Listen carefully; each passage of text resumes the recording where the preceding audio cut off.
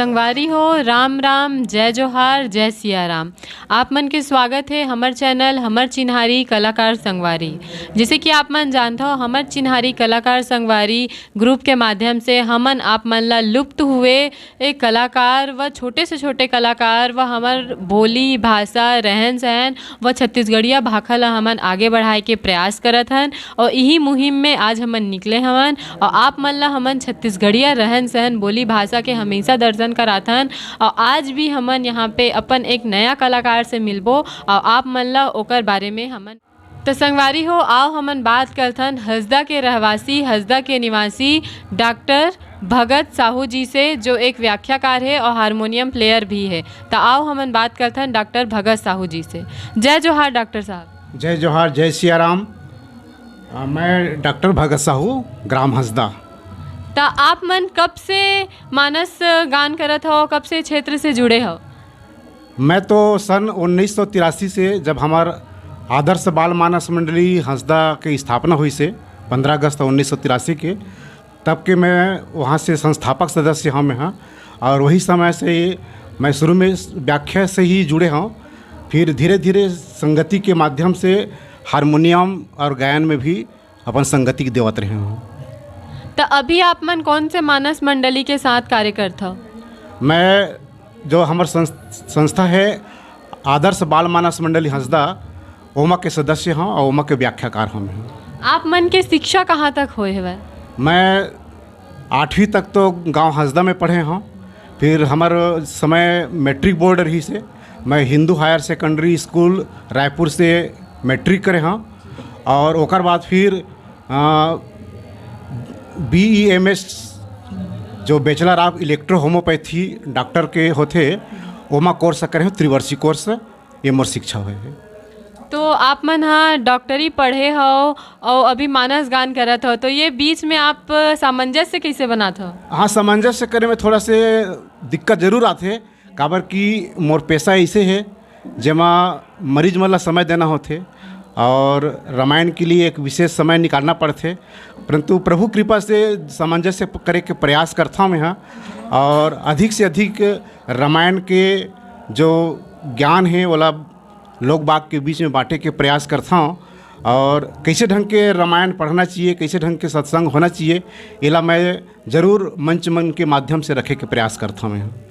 जैसे कि आप सन 83 से जुड़े हवो मानस मंडली मन से, और अभी के जो मानस मंडली है तो पुराना समय और अभी के आधुनिकता में तो राम के भजन में इनमें का परिवर्तन दिखते आप मन ला? हाँ, बहुत परिवर्तन है मैडम। आज के समय और पहले के समय में बहुत अंतर है। जिन समय हम शुरुआत करे रहे वो समय तो साइकिल में जात रहे हन और सब वो समय बेरोजगार भी रहे हैं, कोनो पढ़त रहे हैं और कोनो संगवारी मन कहीं नौकरी चाकरी, सब खेती किसानी करे। तो साइकिल से दौरा करना, रात रात भर जागन वो समय। और गायन के जो कला रही से विशुद्ध लोक कला से ही रही से, और लोक कला के माध्यम से ही तर्ज बना करके गायन होवत रही से। पर आज परिवर्तन इस धीरे धीरे सुगम संगीत और शास्त्रीय संगीत के गुरु मन के माध्यम से भी आज कलाकार मन उभरे हैं।